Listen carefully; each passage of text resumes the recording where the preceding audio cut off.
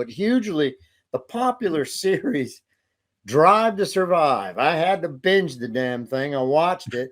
It's pushed the Formula One series into a frenzy in the United States for popularity we haven't seen before. The biggest problem that they're having is the editing of the stories, and they're actually creating stories where there may not be any. But, the point is, I couldn't care less because the truth of the matter is, it's just bringing Formula One to the top in the United States. But we'll talk about Andretti and Haas later on in the show. Rob? Yeah, well, I want to make sure everybody, you log on to RaceDayNation.com. You're going to get our podcast there and 8 others as well.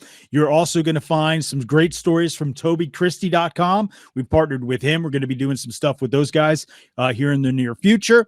And don't forget, you can follow us on Instagram and Facebook and all that, Twitter, at RaceDayNation.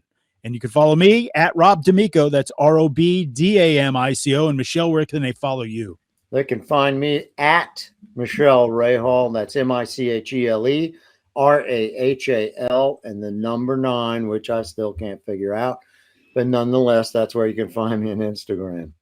All right, so let's start talking about the series Drive to Survive, because I absolutely love it. I'm about 4 episodes in season 4, and the big surprise that I found, we know that Horner and Toto can't stand each other, and that's kind of a main real. Yeah, that's a main story throughout the entire thing because it is real. That does happen. What I do find interesting is the stuff like with Daniel Ricciardo, this happy-go-lucky guy. You always see him on social media dancing around, smiling, being, the sunshine in the room, if you will. Yeah. At some points last year, the guy looked very depressed, couldn't figure out the car, wasn't sure if he was, going to be able to, beat his teammate at the time. And now I think, you saw that. And I thought that's the interesting part to me. Yeah, you are looking at a hell of a driver in Lando Norris. There's no doubt about it. But Lando got a lot of experience in that car, and he had some awfully good teachers along the way.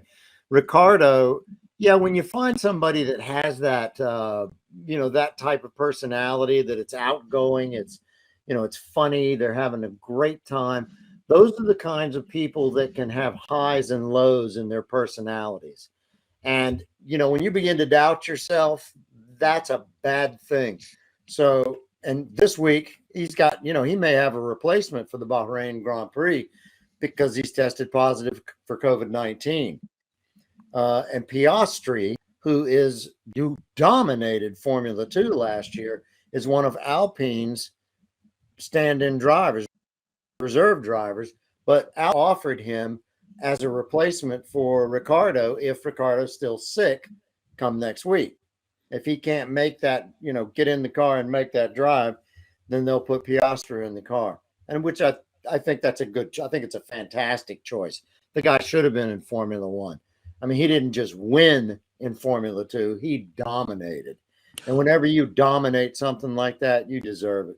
You deserve the ride in F1.